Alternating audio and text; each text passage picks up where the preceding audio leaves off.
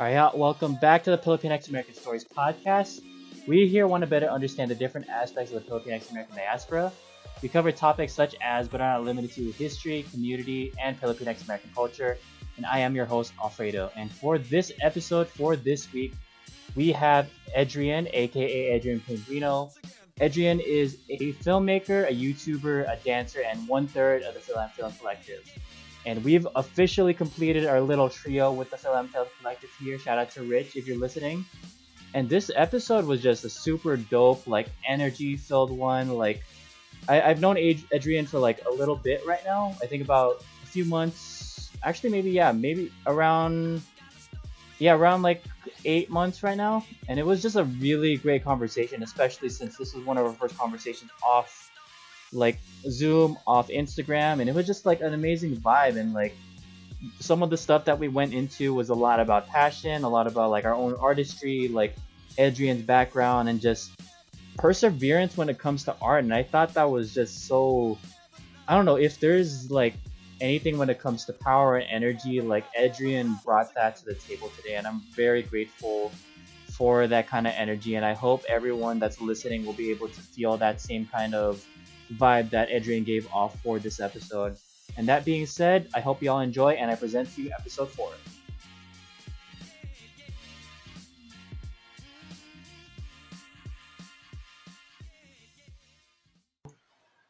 All right, welcome back, everyone. So this is another dope episode with another dope guest. So our guest for today is a dancer, a filmmaker, and another third of the Fil-Am Film Collective. We have Adrian on the line. What's up? Hey, hey, thank you so much for having me. Finally completing the Fil-Am Film Collective. Yes. Okay, so I talked about this with Trixie and Marissa before. The first time I met y'all, I'm gonna be like tooting my horn because this is the third time I've actually said it, but the first time I saw y'all or met y'all was at that screening for Benito and Drama's film over at Liberty Station. And my first thought was y'all were interns for like a different organization, but then I didn't realize like y'all had your own thing. I started digging a little deeper into like the content that you make, and I'm just like, oh, this is dope. And then I started looking at everyone's like own individual stuff. I'm like, oh, everyone has like their own individual quirks. Like you and Trixie have been dancing, you're doing like a lot of filmmaking. Marissa's like Mhm. doing a lot of things on YouTube, and then just like everyone is so dope. I'm so impressed by like everything that everyone does. Nice. Thank you.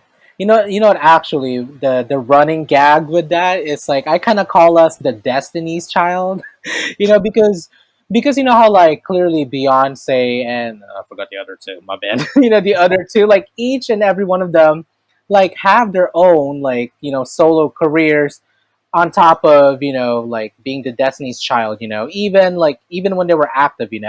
So that's what I've kind of always um or sorry, that's how I've always seen us. Is like when we come together, and then when we're not together, we are still working. We're very much working, constantly working on improving our crafts and ourselves. So I love that so much, especially with the content that everyone's been putting out like as of late. I mean, you've been posting a lot of like dance stuff. Like Trixie's been doing things with her podcast. Marissa's been on it with like the content she's been putting out, and just like when I see y'all put stuff together, like I think one of my favorite like scene recreations y'all have done was probably the Good Place one, and that was like oh the yeah. height of when I was like enjoying the series. Nice. Yeah. Yeah. Yeah. So Well, I am. oh, Oh, sorry, go what? ahead, my Oh no, bad. go ahead. Oh no, I well, I mean, I just what I wanted to say about that was that was actually our first one. We just kind of went for it, and I was looking back at that video recently, and I didn't realize how much views it has. I think it's almost at 500 views. Kudos to Trixie, for her doing her character, and especially Marissa too. She like really shot that super super dope and super well. That's why I'm not even surprised, that it's really well received. Yeah, honestly, like looking at the behind the scenes stuff as well as like the just the actual video, I'm just like this is dope. I had like a really good feel with it, and it just worked with everyone's personalities, and it just like I don't think like if y'all were probably in different roles, it would probably be a little different. But I'm happy that everyone chose like the roles that was done. I mean, you as Eleanor, Trixie as Jason or Jasmine, and then Marissa as like a makeshift Michael. I'm like, this is exactly how it could have gone. Yeah, yeah, yeah. It's really cool how like we kind of tweaked it to our own, kind of own personalities because clearly I played a female character and I'm a guy, and then Trixie played vice versa, and then we had Marissa play someone who was like her, you know. Literally, that was just Marissa, like not even in character. Yeah, yeah, exactly. And I was like, oh, we have one more scene to shoot, and it's Marissa, and we got that done real quick. So yeah. Oh, I love that so much. So just going into like your whole artist journey and everything, like you've been creating as a dancer, a filmmaker, and like a YouTuber, like on your own channel and everything. So Hmm. this is kind of like a really like broad question with like everything and all that. But how did you get started with like each thing, or just how did you get started with your artist journey in general? Okay. That's a great question, and I promise I will try to keep it as succinct as possible because I have a thing where I like to elaborate on what I talk about. And please feel free to like steer me if I'm like, But to answer your question, so dancer, filmmaker, and a YouTuber. I think with those three, those kind of ended up being really like the most recent arts that I've been focusing on because ever since I was a kid, I've always been into the arts. Thankfully, my parents enrolled me in karate, singing, you know, and other things, that I could really get my hands into. And for dance, wow, it's been a while. 2006 when I went to SCPA, which is the San Diego School of Creative and Performing Arts. I didn't want to take PE, and I was like, I'm gonna dance, because I thought that that was really the only way for me to get out of PE.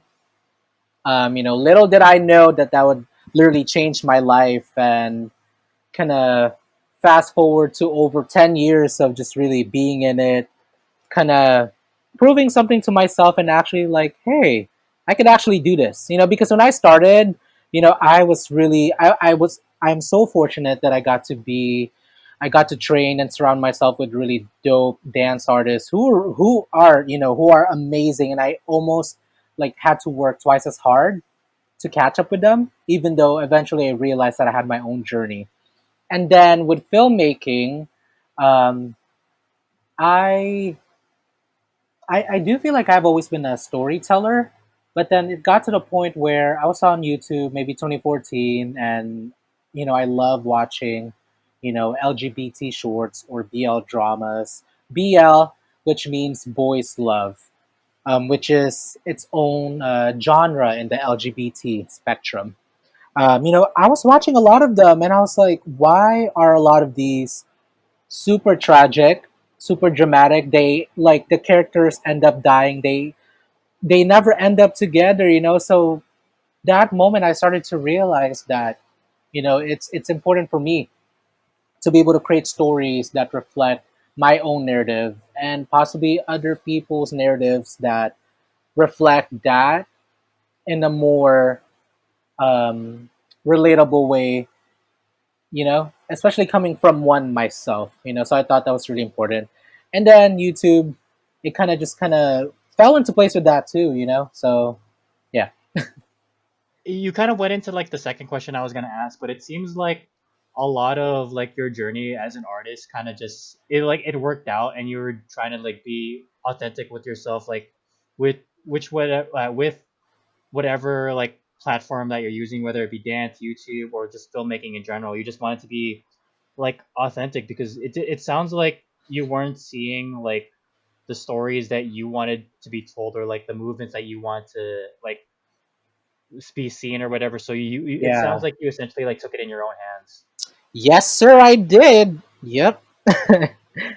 And likewise with you too, I mean, I think that's why you and I feel like when I first met you, kind of, it's like I've always known and kind of gravitated towards that energy too of like, even though we don't know how we're gonna do it, we're just gonna do it anyways because that's where our hearts are at, and we have our stories to tell, and other people's too. So Oh, 100%, because it's like when you have that authenticity, or you could sense that from someone else, the energy just something about the energy just like it just fits into place, and it's just like I it's like I want to hear more, I want to see more and everything, and I'm just like it gets me more interested when I see someone that's very passionate about what they're doing, and it's like I again I just want to learn more about what someone is doing, like what's the deeper side of like why they do what they do, and just like I don't know, I want to see where they go from where they started.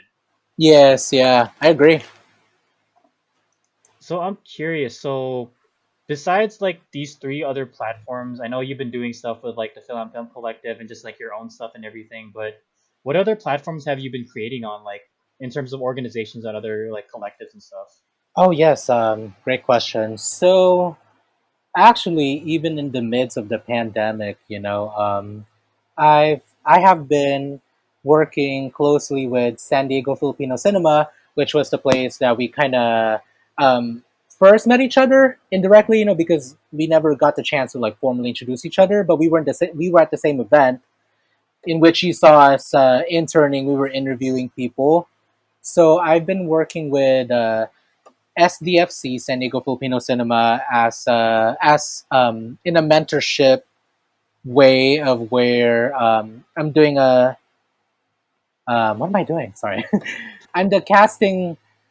I'm one of the casting assistants for one of their short films that they're producing. So I've been working with them in that way the whole summer, and then I actually just got off the phone with Emma and Benito, along with Marissa, a couple of nights ago about the projects that they want us to jump aboard with, and we were like, "Oh shoot, thank you, thank you." I didn't know y'all were like doing projects like during COVID and everything. That's so like cool to think of.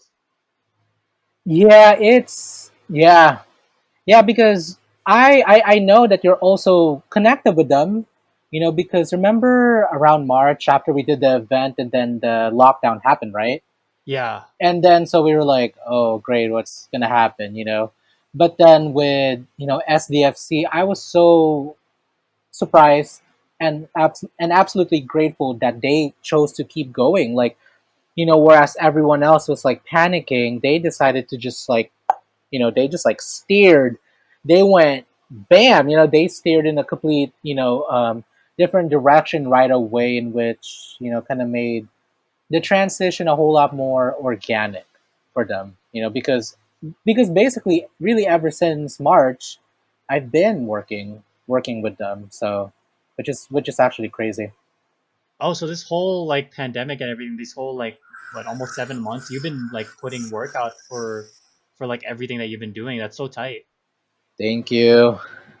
But I'm like super excited for what y'all have planned. I mean, like everyone's been telling me about like upcoming projects. I know Benito is having like at the time of this recording like a workshop on like Sunday. There's just so many things going on, and it's just like wow, friends are doing things right now. And then there's like upcoming films going on. I don't know what else is next, but there's like I'm just so proud of y'all like doing all this. Thank you. And you too. You have I know and you too, you have to give yourself the credit.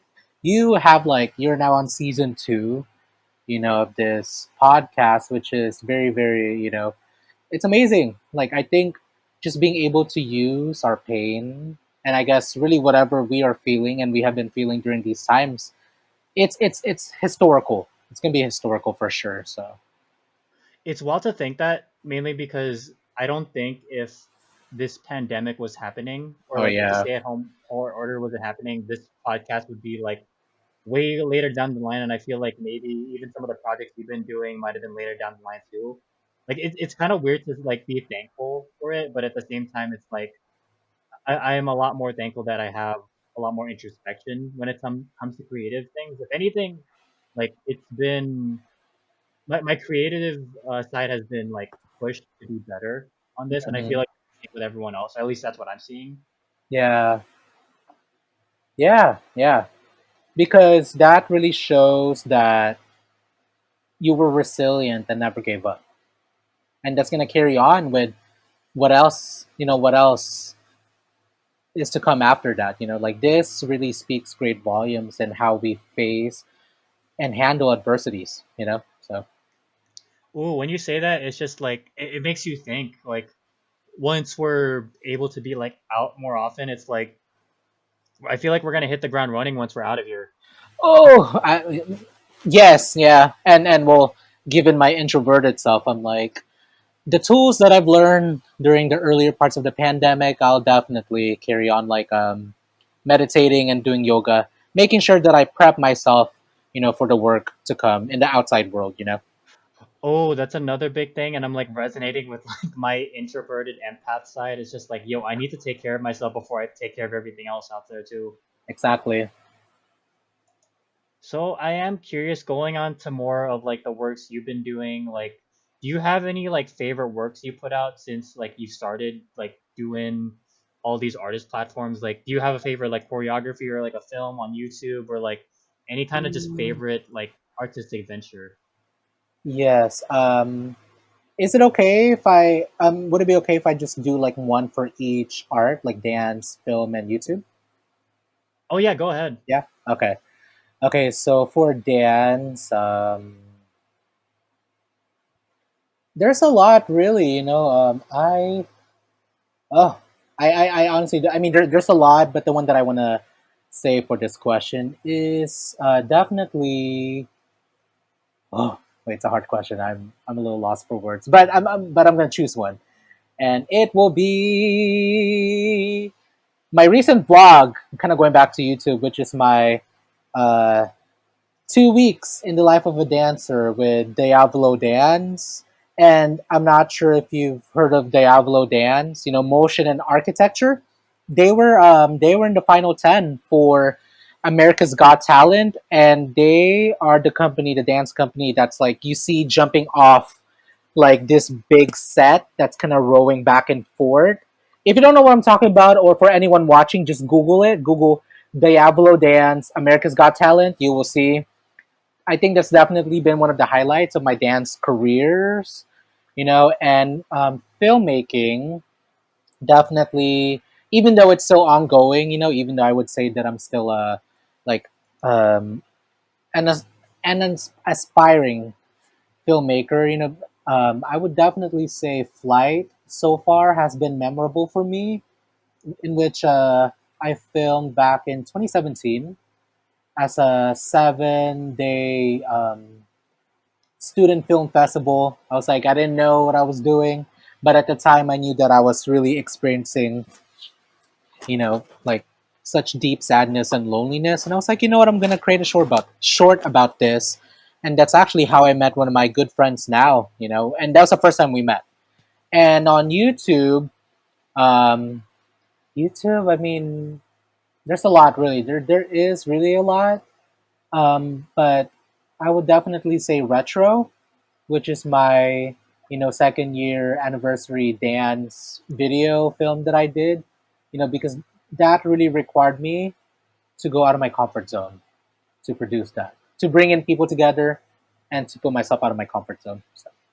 Oh, okay. So just going on to the whole like Diablo dance thing for people who I know you put out like vlogs and everything for that, but like how was that for people who haven't gotten a chance to just watch it yet? Oh yes, okay. That was really that was super intense, super intense because prior to that, which was last summer, 2019, I really haven't trained nor danced since I graduated in December 2017. So I was super nervous and definitely super insecure. So that whole experience really like kind of literally just like pushed me back into the training, into my love for movement. And I'm super thankful because after the 2 weeks, which I do feel like really mirrored my experiences of being away and kind of wanting to come back but didn't know how to come back. By the end of the 2 weeks, I did feel like, wow, I still have like the love is still there. The training is still there, thankfully, and I am super thankful for that experience. Mm. Just going on that, I'm kind of curious because I never like actually asked where your training was from, but like what kind of styles did you like go into? Yeah, thank you. Yeah, that's a great question. I basically did a whole lot of everything from Eurocentric codified trainings, which would be jazz, tap, ballet, basically anything that's westernized. And then I kind of delved into hip hop at some point. Thankfully, cultural dances such as our own with Samahan. I got to immerse myself in African dance when I got casted in trolley dance. I did a whole kind of like month long intensive in which I got to learn the culture through the dance. Uh, just kind of a whole lot of everything, almost everything except like partner dances. That's something that I'm like, I'm not really a good partner, you know.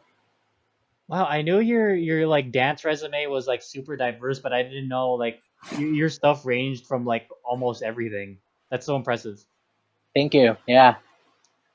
Oh, but going to whole like okay, so I saw the preview for Retro. I think was it on did you put a preview on Instagram or Facebook? I might have seen it like on either one, but I don't remember Both. which. Yeah, yeah, both. I, Yeah. I saw the preview. I'm just like, this is such a like dope concept. Like, how did you like? Okay, so you did this prior, like last year, right? Um, Actually, no. It was just not last year. It was just last month, actually. Yeah. Ah, okay. Yeah. So, what was your thing behind it? Like, why did you want to do like this kind of like YouTube dance party and everything? Yeah. With that, it's super interesting. It's super interesting because I just really wanted to find a way to celebrate my second year. And given that I did one for my first year, last year actually, but for this one, I wanted to do something that was a little bit more intentional, something that was more thought out, more developed, higher quality, and which is why I'm super thankful that I was able to have the team that I had. Marissa, you already know Marissa Rojas, who did the cinematography. My friend Jessica Mercado. Do you know Jessica Mercado? That's my answer. Oh yeah, yeah, yeah. Jess, she was my assistant director. Leia Lombos was my camera operator, photographer queen, and then also my other good friend Rafi, who did the makeup. So I am super thankful to be surrounded by creatives who were willing to elevate me. You know, yeah. That's super tight because it's like you were able to blend like two different loves all in one thing. Mm. Like you had your like love of dance and you also had your love of film all in just like one like little platform in there, and I think that's like really dope to have because it's like if there's any way to be like authentic to yourself, it's like this is one of the ways to do it the best, right? Yeah, yeah, yeah. Why not? It's free, right? 100%. So I'm curious about like okay, so your film flight you were mentioning about it. So for the people that don't know, like what exactly is flight about? Okay.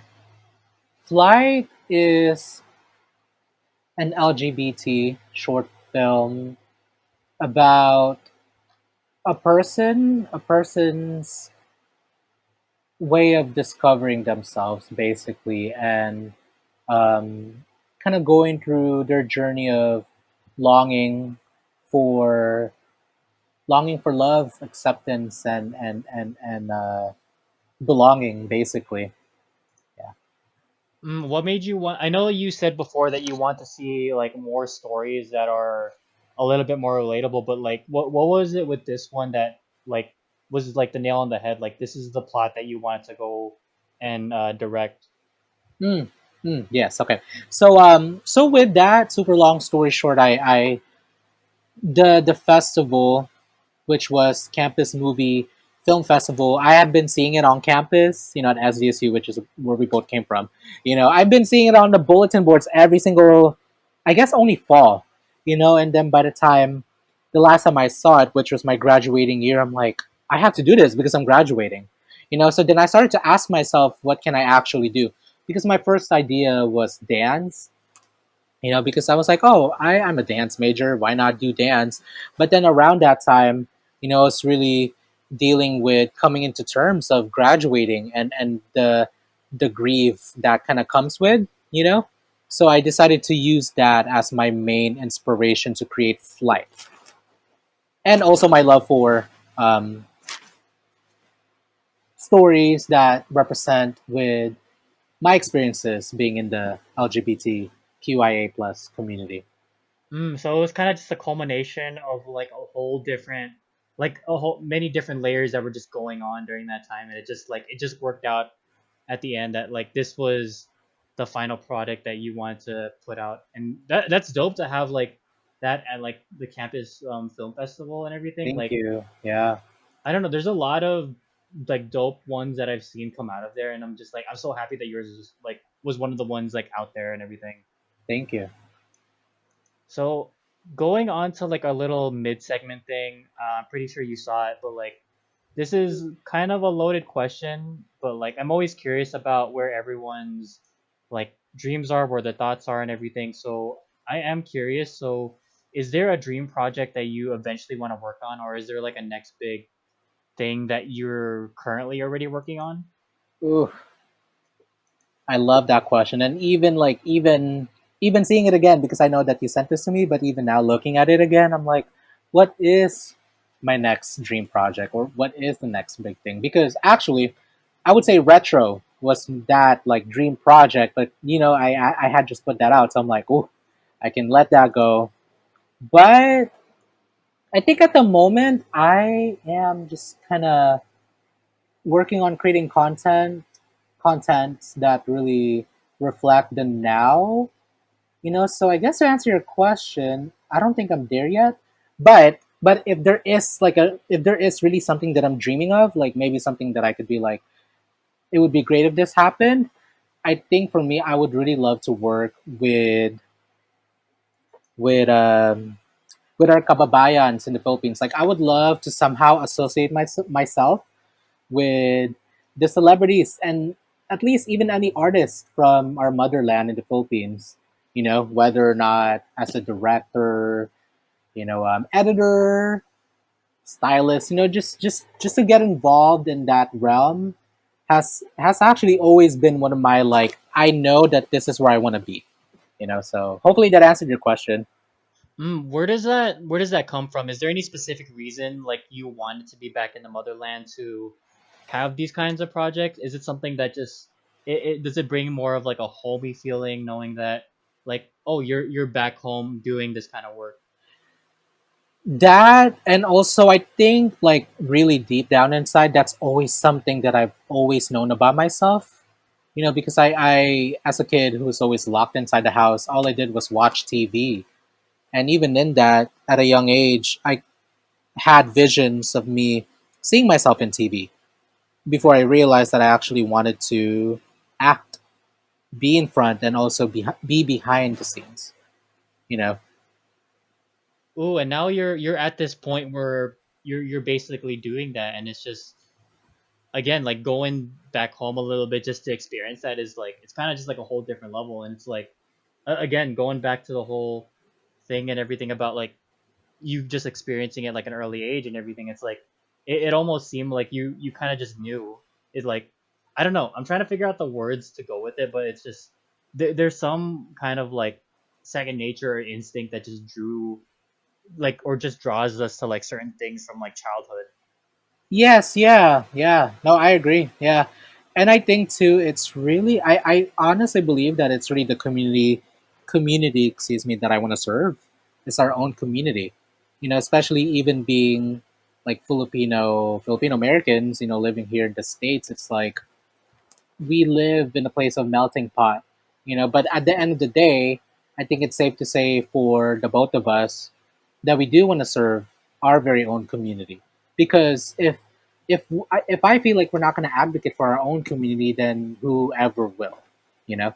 And it's kind of like interesting that you say that because at times like so I forget that like doing any kind of artistic work is community work at the end of the day. And you doing the films that you do is in itself a sense of advocacy, but just on a different level. Like people think of like advocacy or like community work in the sense of like protests or going to like events and everything, but they don't really see or I mean That too. it Yeah, yeah, doesn't yeah. get like as much spotlight. Like yeah, doing film, doing dance, like just doing any kind of like artistic venture, that is like community work at like a very like grassroots creative level. Yes, and also I would have to also add that that is its own way of protest. Because actually that's kind of what I Mm, studied at San Diego State is using dance slash movement as a way to protest.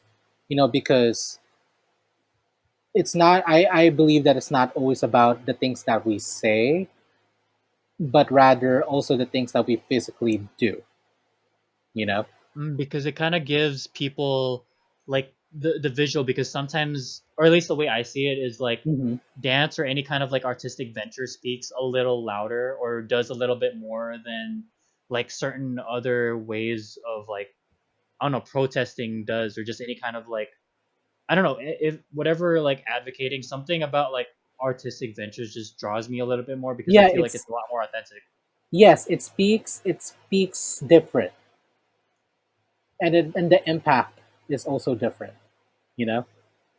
Again, it's so weird to think that, because I just kind of go through the motions at times with like this, like I'll go with like some kind of artistic venture, whether it be writing or dance or whatever, and just be like, oh, this is fun. There's a deeper level to it, but I don't ever, or it's like I don't ever like take the time to reflect. I'm like, oh, this is like actual work. Hmm. Hmm. Yes. Yeah. No. I can actually relate. Excuse me. I can relate with that too. Yeah. So Honestly, you're like not the only one. oh yeah, no, honestly, like especially with the people that like we've surrounded ourselves with, it's just like it speaks even louder knowing that they're essentially doing like the same kind of work, but just from their own perspective. Yes. Yes. And that we're not the only ones making an effort.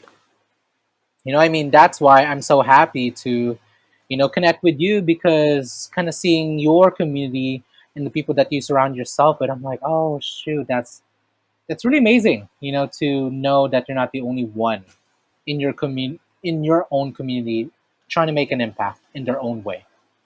Yeah, it's kind of like it gives you a lot more. I don't know. For me, it gives me a lot more inspiration knowing that there's other people like physically close to me, or like people that I have like close relationships with doing this kind of work, and it just makes me want to like, I don't know. It just makes me want to better myself and just do more in a sense. Yes, yeah, yeah, yeah, yeah. Because I mean, at the end of the day, it's as artists, creatives, especially being someone who's Filipino. I think this is how we actually create and leave our legacy is through our work.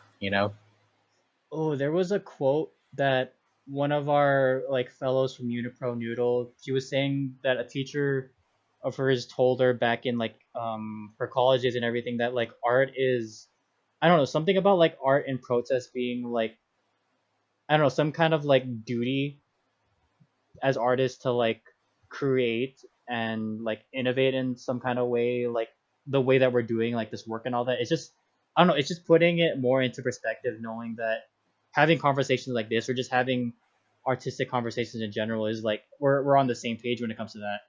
Yes, yeah. It's so ironic that you say that because um, there's this podcast that I was listening to about how they also mentioned that as not just human beings, but in this context, as artists, creatives, creators, it's actually our civic duty, to create works that resonate with us and to put it out there in the world you know, because I also believe too that's how we can eventually kind of make the world better, and that is how our world has become better, even during these times of like unrest and crap.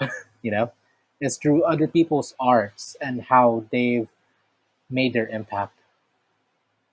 Yeah, yeah, that's like, I don't know. Again, I've been seeing a lot more people putting out like work, regardless of it's like murals, writing, podcasts in general. Like it's like I'm seeing a lot more impact with the ventures that I see people putting out as of late, and it's like, again, echoing what you said. It's like this is like our civic duty, and it's so interesting to think about it like that because that's something I wouldn't have thought of until like you brought that up, and it's like it's so Thank you. true because like again we're essentially advocating for some kind of, I don't know, some kind of like social change, whatever that may be. Yeah. Yes. Yeah. Oh, And we have to that keep is reminding ourselves that. Sorry for the awkward pause.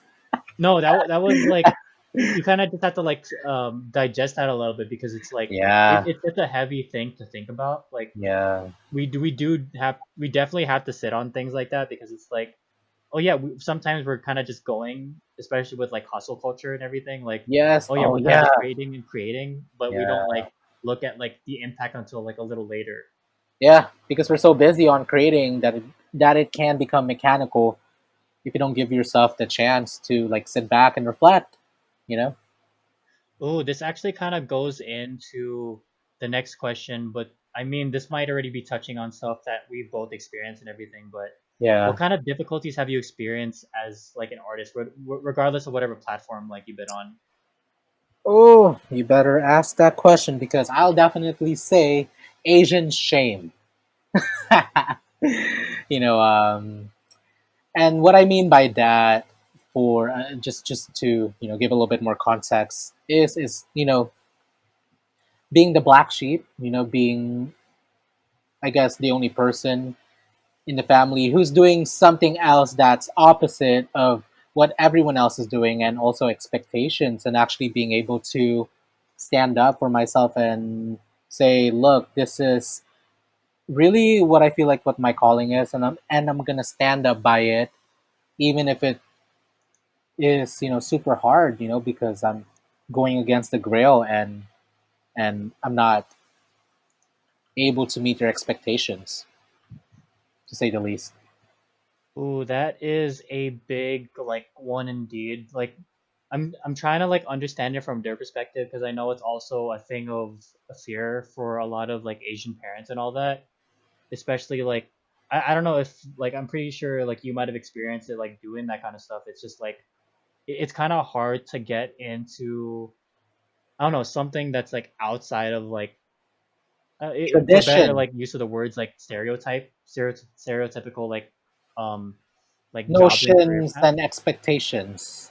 Yes, 100% because it's like you're held to this like certain standard that you have to like succeed in everything, and it's like there's so many layers to it. There's like fear driving, there's like I don't even know where to like go on this because this in itself could be like its own conversation, but it's like the truth of it is it's like I don't know, it's hard to like get on the same page sometimes, or at least that's what I'm thinking right now. Yeah, yeah, yeah, yeah. That's currently where I'm at, and I'm gonna be honest. That's currently what I'm facing and dealing with. Is basically just kind of having something to show for that. I didn't make the wrong decision, and in that, it does feel a little paralyzing, but it also has kind of become my greatest motivator. Is to like, hey, like, this is what I chose, and I am gonna have to like work hard in this to not just succeed. Well, I mean, to succeed in this, and not necessarily just to show for something, because that's very on the surface level, and that's actually not the right reason to succeed in something. But it's also because it's really what your calling is. Yeah, it's just like this is what you're gravitating towards, and it's like th- this is this is exactly what you want, and it's like you there's some kind of something innate that's within like our psyche and everything that's just drawing Hmm. us to continue this. Like, I mean, success in itself is only like a result of that and everything. Like, it's great to get like money from doing this kind of work, but at the end of the day, like the work that we're doing is fulfilling. Yes, and the term success is super relative. Because most notions would say that having a financial abundance is a form of success. Whereas other people would say that having being able to take care of yourself, is a form of success. Mm. And I think it's just really about making sure that all things align. Because at the end of the day, we also have to make money. That's Yeah. really the reality of things. But why? Because the thing that I'm currently working on now is really aligning my values and how I can use that.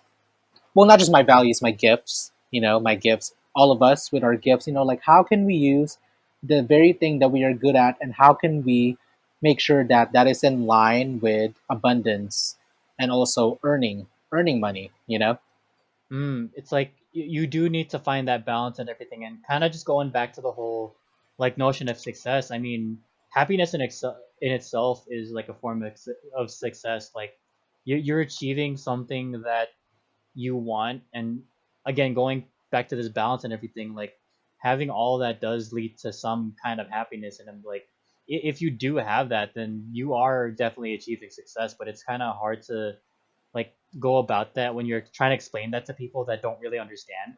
Yes. Yeah. Yes. Whew. Yep. Those conversations are often uncomfortable.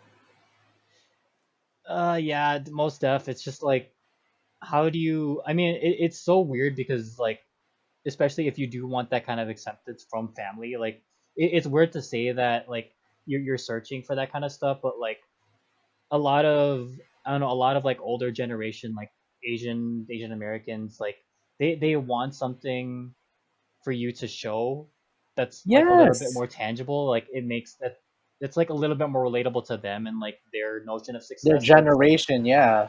yeah, Yeah. Yeah. Yeah. So I guess that's really what our generation has to navigate through. It's like kind of unlayering these layers that come from the generation before us, while also learning to make sure that we don't carry that on for the future generations to come, including our own. You know. ooh, that whole intergenerational thing is so big because it's like you don't want to carry again, like you were saying, you don't want to carry those same wounds like Yeah. onto the next people because it's like we're living in like a world where everyone is allowed to succeed whatever like path they take and whatever source of happiness they get and everything. So I don't want anyone to feel like, oh, they need to achieve to a certain kind of like, I don't know, career path or whatever, just as long as they're I don't know, just as long as someone's happy with what they're doing, like that's really all I want for them. Yeah. Yeah. Yeah. I mean, it's I don't know. It's hard, but I don't know. I don't think I see my life any other way. And actually, just kind of to conclude my that point, it's like, especially with a pandemic, I and I guess also being an introvert, I'm super thankful that I have these tools to be able to just create as a way to express how I'm feeling and what I'm feeling. Because it's been hard for all of us, and we've all just kind of expressed it in different ways. And I'm super thankful to have had my art and my artistry to create the stuff that I've created because of these turmoils and Yeah, adversities. it's kind of just like you have another wind of resilience just pushing you to be more of yourself and just to create like the best way you know you can. Yeah, and to survive, basically. Oh, 100%, especially that because it's like we need to breathe a little bit. Yeah.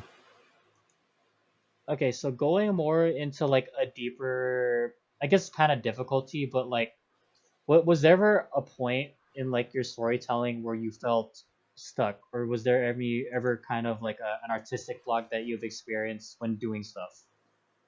Oh yes, yeah. I do experience that. I feel like almost on a daily basis of like struggling to trust myself, trust the process versus like trying versus allowing myself to get ahead. I'm like trying to I feel like that's what I'm always kind of fighting. It's like dude, just kind of trust in your artistry, trust in your voice, and you don't need to get too ahead of yourself. And that's kind of how I always find myself stuck and also irritated. And that's where really I feel like Meditation has really come in handy. I've really been running. I have been really focusing on improving my not just my mental health but also my physical health. And also surrounding myself with people, resources to help me realize that I don't need to operate in scarcity but rather abundance. Ooh, touching upon this one because I like this one so much, especially with like it being very centered around having a kind of like balance between like all aspects of your health. Like one thing that I personally learned throughout this whole pandemic is like you kind of need a balance between the physical, the emotional, mental, spiritual, like all aspects of health in order to thrive so much. And just like having to take care of yourself, especially during like whatever process you're going through, is so important. And that's like sometimes I forget that myself, and like I'll get too ahead when I'm not taking care. Like I'll more concentrate on the end goal if I'm not taking care of myself instead Yes, of yeah, yeah, like yeah. what you're saying, trusting the process. It's like, yo, this is a long game. You kind of have to just chill out a little bit. You'll get there eventually, but you just need to like just go along with the journey for now. Trust the process and not necessarily the result of like just getting there one from point A to point B right away. Oh, one thing that like I understood, or like one thing that helped a lot, was a conversation with I think you might have had her as a teacher, but Melissa Adao. Oh yes, Mel, Yeah, auntie. I That's what had. I call her, auntie. Auntie Mel. Wow. But yeah, I was having a conversation with her about one of like the written projects I was doing that I released like back in June and everything. Like I Yeah. was trying to figure out like where I wanted the end goal to be, and I was like I wasn't feeling it out as much, or like I wasn't going with my intuition. And the conversation I had with her was like I wanted to have a specific number of people with that project, but then Mel was asking like, why does it have to be 10? Why does it have to be like this like set end goal, and why does it have to be like something that's kind of like away from like this ideal journey that you have and everything? Like you kind of just have to trust that process along the way. It doesn't have to be like this specific end goal. I'm just like, it has to be something that I don't know, at the end of the day, like you Hmm. like. It doesn't have to be like this like big thing or whatever. It just has to be something you're satisfied with. Yes. Yeah. Yeah. Yeah. I agree.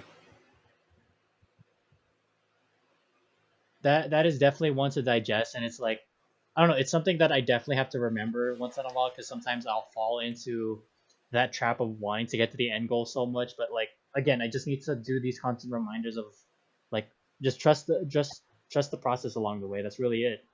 Yeah. And I think that's why too, with your one of your previous questions about like my dream project, I think I would have to admit I do realize that I could and can actually allow myself to dream bigger.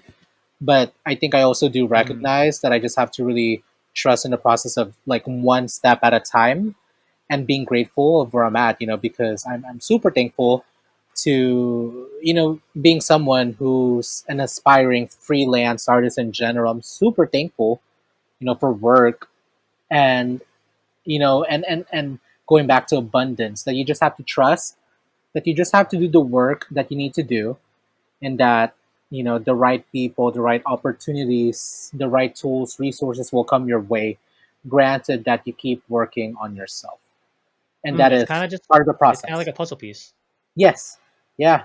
Yeah, because yeah, exactly, like you just have to keep navigating, adjusting, pivoting, but at the end of the day the pieces will end up together, you know I like that like little end thought, because it's like thank you. eventually it'll happen. It's just like have that patience, and the puzzle will eventually complete itself. Exactly, like are you gonna do it stressed out or are you gonna do it with ease and flow, Yeah, because it's like if you're going to create something you love, it's like there's no point in stressing out more than you already are. I mean, granted, there is stress that goes along with the artistic process and Oh everything, but it yes, doesn't have to be yeah. more than it already is. Yes, yeah, I agree.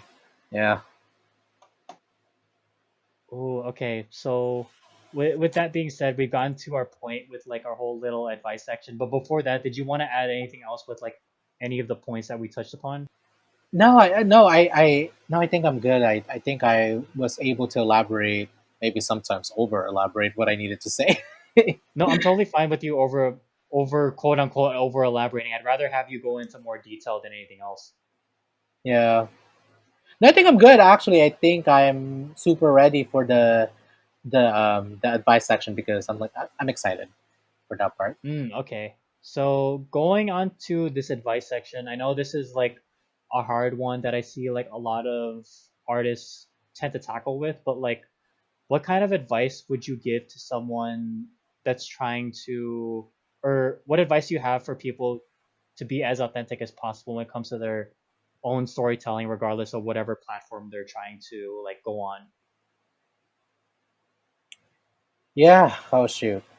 It's funny because when I saw that question initially for the debriefing, I thought I was ready to answer it, but then now I'm like, oh shoot, that important question. But I think at the end of the day, you just really have to get to the place where you trust and love yourself.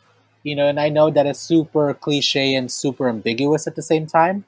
Because I think when you get to that place where you know what it feels like to love yourself, then you know the parameters and you know the standards that you will be working with, and everything else that you're not willing to accept. Like the BS that you are not willing to accept, the boundaries that you're able to create, and in that, I feel like everything else can become clear. You know? That's so like that's so big because it's like, do you really want to settle as an artist and everything? Like, does that really make you authentic? Like, are you fully expressing who you are at the end of the day? Like, are you like making yourself small in that kind of sense? Like, what are you holding back as an Yeah, artist or like as an authentic storyteller? yeah. I mean, what's your foundation? Like, do you want to be someone with a solid foundation, or do you want to be someone that's kind of hesitant and shaky? Like which one do you want to choose to stand up on? And I think most people will say that they want to stand up on a cement or drive in a road that is, steady, that's firm, you know, Oh, versus that versus a road that has cracks on it, that's kind of goes up and down, that's unstable, oh, that is a nice way to like go about that. It's like again, you have to just be. I don't know. I forgot where I was going with this, but it's just like essentially that whole foundation and everything is like reflective of that like steady road. It's like, again, do Yes. you really want that? Just reiterating, like, do you want that strong foundation, or do you want something that's rocky that may end up like, I don't know, diverging you from the path that you're actually trying to go on? Hmm. Yeah, and actually, the last thing and also the follow up advice that I want to give about that, in which I'm kind of always advocating for, really, is do the work. And I learned this from my mentor, my good friend Nicky Mahabong, who's currently serving as a Buddhist monk in Thailand right now. He's actually he's also a dance teacher artist. So that's how I met him. And so a couple of years ago, when he started to introduce that kind of method to me, in which you actually just create a list of the things that you need to do, but you don't do. Like something as simple as like fixing your bed in the morning or doing the laundry. Basically, all the things that we keep putting off are basically the things that we need to be doing. And that's basically how we get to the better parts of our lives, because going back to foundations, like if you're not even putting the right ingredients, in your life, or the cement, then how are you gonna be so sure that the cement is gonna be strong enough to hold you once the better things in your life start to come. Oh, yes, 100%. And I'm happy that you drew this back to foundation and everything, because it's like doing those kinds of lists that you mentioned from your like friend and mentor. It's like that. like doing those kinds of things, like even though they are kind of mundane, they do set the foundation of doing that kind of work, and it gets you in that habit of doing that work or translating that into whatever your artistic venture is. Like, are you taking the classes that you need? Are you experimenting a little bit? Are you doing Are you what you training? need? Are you Yes, training yes, and the 100%. things that you need to be training in to be able to, improve, strengthen, and sustain yourself as an artist creator?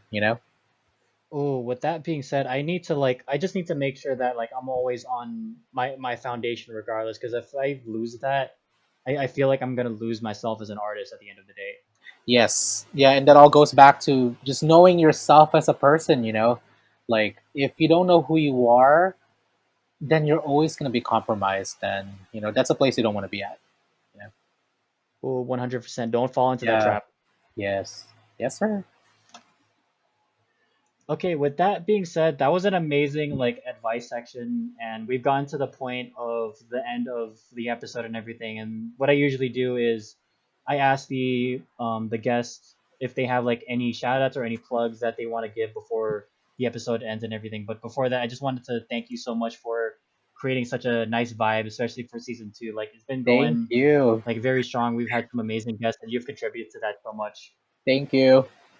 And thank you for allowing me to just kind of ramble, because I'm like, well, that's also part of who I am. So it's something that I just have to honor. So also, thank you as well for not only inviting me, but, creating this space for us to come and share our stories in our, authentic way you know, that's possible. So thank you. Whatever space I can create to like hold for people to like be their most authentic, I take it like any day. Thank you.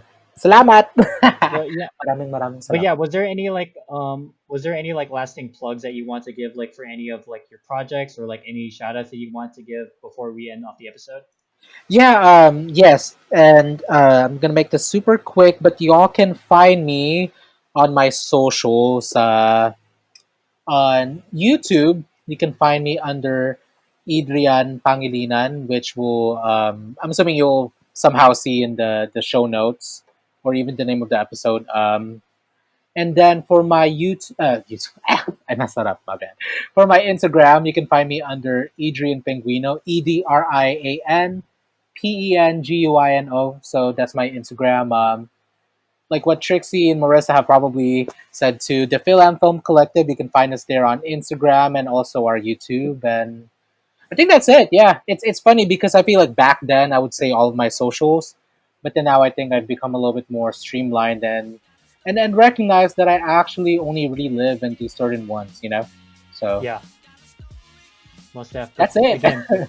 again, thank you for being on this episode. This has been an amazing one, and thank you for contributing to this like good vibe that's been going on with the season so far. Thank you. Thank you. And and with that being said, thank y'all for listening. This has been another amazing episode, and there will be more amazing episodes along the way for season two. So make sure to just stay tuned. And thank you again. We shall see you on the next episode.